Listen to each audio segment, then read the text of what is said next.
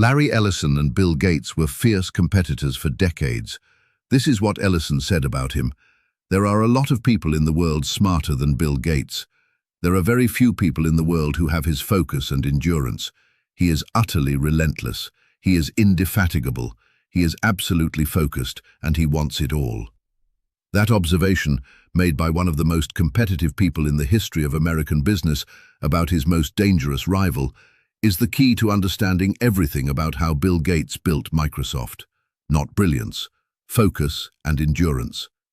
He found his obsession at 13. His school, Lakeside, had access to a computer, something extraordinarily rare for teenagers in the late 1960s.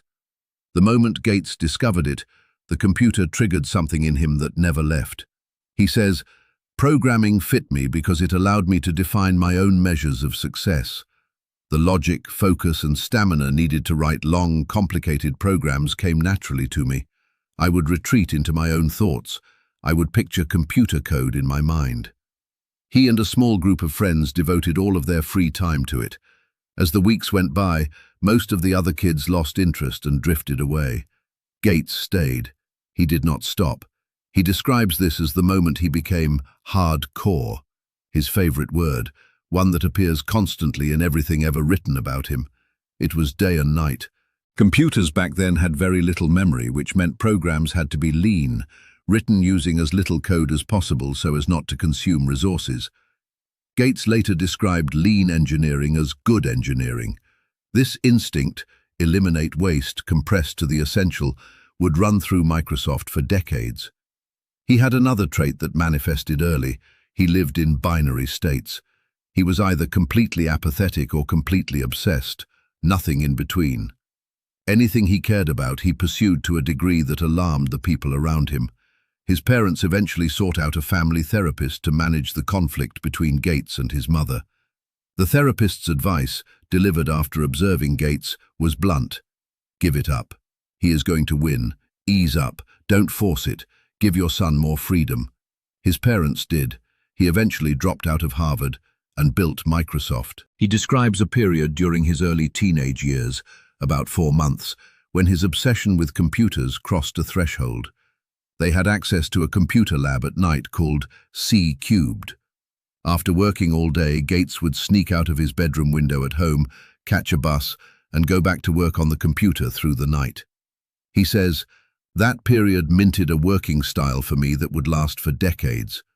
Unconstrained by cost or time, I'd fall into a zone of total focus. I'd fall asleep at the terminal more times than I can remember, my nose meeting the keys for an hour or two. Then I'd wake up and immediately start coding again." He and his friend Paul Allen were so hungry for information, there were no internet tutorials, no guidebooks, that they would go through dumpsters behind the building at night. Engineers would print their code on paper during the day. At the end of the day, someone would take out the trash. Gates and Allen would go out to the back of the building after everyone had gone home and go through what they could find. He was 13 years old, teaching himself on a $500,000 machine, using whatever scraps of information he could get his hands on. By Harvard, the pattern was the same. He would stay awake for 36 hours or more at a stretch, working, then collapse for 10 or 12 hours, fully clothed, shoes still on. Eat, go straight back to work. He broke his personal record once, a stretch of nearly 100 hours without leaving. That meant not showering, hardly eating, for almost 4 days. Everyone who worked with him in the early days of Microsoft witnessed the same thing. He would work until completely drained, then curl up on the floor of his office and be asleep within 15 seconds.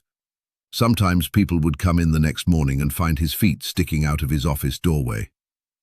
He and Paul Allen started Microsoft in 1975 in Albuquerque, New Mexico. They were writing software for a personal computer called the Altair, made by a company called MITS, that operated out of a strip mall next to a check cashing place and a massage parlor. The conditions for starting a pure software company were about as hostile as they could be. Software at the time was generally considered something that should be free, copied from a friend, openly shared, or taken without payment. No one had ever built a software business. Their first customer believed their product shouldn't cost anything. Gates believed the opposite. He and Alan spent hours on the phone talking through their conviction. As personal computers got cheaper and spread into businesses and homes, there would be a nearly unlimited corresponding demand for high-quality software. Gates described it as wanting to make a software factory, many products, the best in the business, their software on every personal computer in the world. Software companies didn't exist. His customers thought his product should be free. He had one customer and faith that he could build from there. That was the beginning of what would eventually become the most profitable software company in history. From the first day of Microsoft, Gates was obsessed with cost control. His guiding principle in his first business plan was, "Do not get ahead of ourselves and drown in costs." He tracked every dollar. He memorized the license plates of employees' cars in the parking lot to monitor who was coming in on weekends. When he was running a company of 30 employees, it was still just him, a secretary, and 28 programmers. He wrote all the checks, he answered the mail, he took the phone calls. When cash came in from their early deals, he immediately turned to a single calculation. How long can we survive if nobody pays us? He wanted a 1-year buffer, enough money in the bank that if every customer stopped paying for 12 months, Microsoft would still be standing. He maintained that buffer throughout the company's early years. He never needed venture capital. Microsoft generated cash from almost the beginning. He would also rip into his colleagues when they weren't watching the money carefully enough. In one letter to his team, he wrote, "We spent $14,000 since I left, and not thinking about cash flow or taking care of the royalty agreements is a way to send us down the tube. For all the talk about hard work and long hours, it's clear that you guys haven't talked about Microsoft together or even thought about it individually, at least not nearly enough." He was always worried, always the taskmaster. "I've always been the one who incessantly worried about losing our lead and feared that if we weren't careful, we'd be sunk." He watched what happened to C-Cubed, the startup where he had spent so many nights as a teenager. It went from a promising company to having creditors drag the furniture away within 18 months. He watched MITS, their first customer, implode from poor management, even though they had the lead. He was determined not to repeat either mistake. He was also ruthlessly competitive in a way that startled even the people who knew him well. A competitor named Philippe Kahn once found Gates sitting alone at an industry conference in the late 1980s, looking at a photograph in his hands. Kahn walked over. The photograph was of Kahn. Gates believed that if you lost a $50,000 contract, the real loss was $100,000, because Microsoft lost 50 and the competitor gained 50. He wanted to eliminate opponents from the playing field entirely. He did not want to beat them, he wanted to remove them. Paul Allen compared him to one other person he had observed up close, Michael Jordan. He said those two stood apart for raw competitiveness. Bill wanted not only to beat you, but to crush you if he could. His reputation was extreme enough that a competitor once warned another company about him by saying, "It's a little like Roosevelt telling Churchill that he could deal with Stalin." Gates understood what this drive came from. He said, "I've always been more motivated by fear of failure than by the desire to win. Silicon Valley is a killing field.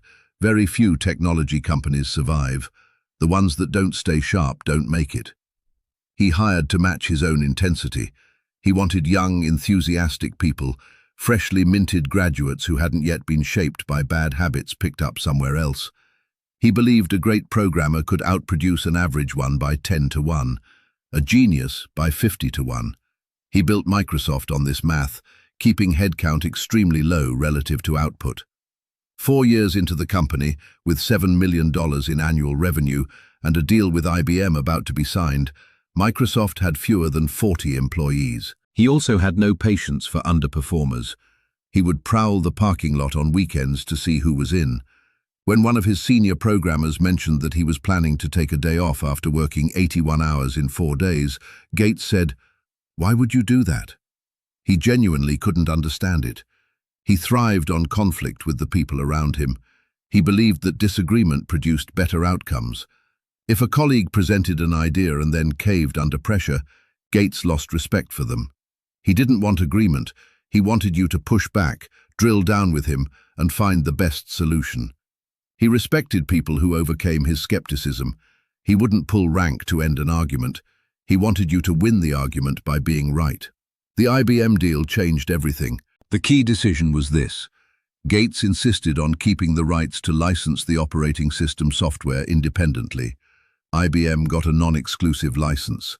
That meant Microsoft could sell the same software, MS-DOS, to every other manufacturer who would eventually build IBM-compatible personal computers. IBM later got criticized for giving away the store. But Gates had seen what was coming. His view was always that the number of people using personal computers was going to be larger than almost anyone predicted. He needed to be in the position to sell to all of them. He was right. The market was bigger than anyone imagined. This is a pattern that appears over and over in the history of great products. For an innovative product, markets are often larger than you can predict. Gates had seen it with the Altair. It happened again with MS-DOS. It happened again with Windows. He built Microsoft on the assumption that the market was always going to be bigger than the current projections, and he moved accordingly. 20 years into Microsoft, with 20,000 employees and a net worth of around $20 billion, Gates was asked in an interview how he maintained such intensity over such a long period. He said, "I've always rejected the term entrepreneur because it implies that you're an entrepreneur first and a software creator second. I didn't say I'll start a company. What should it be? Cookies, bread, software? No, I'm a software engineer. I decided to gather a team together. That team grew over time. We built more software products and did whatever was necessary to drive that forward. You've got to enjoy what you do each day for itself and for its excellence." He was also asked about what separated him from founders who had faded away over the years. He said, "There's a big difference between myself and a lot of the people who fade away. They just aren't as interested in what the next stage requires. It's surprising that this isn't more common, starting a company and running it 21 years later." He described his approach to competitors this way. "What's aggressive? Shipping a good product. That's aggressive. Lowering the price so more people can get it. That's aggressive. Those are good things. We're here making good products, taking all the phone calls, meeting with users, hiring smart people.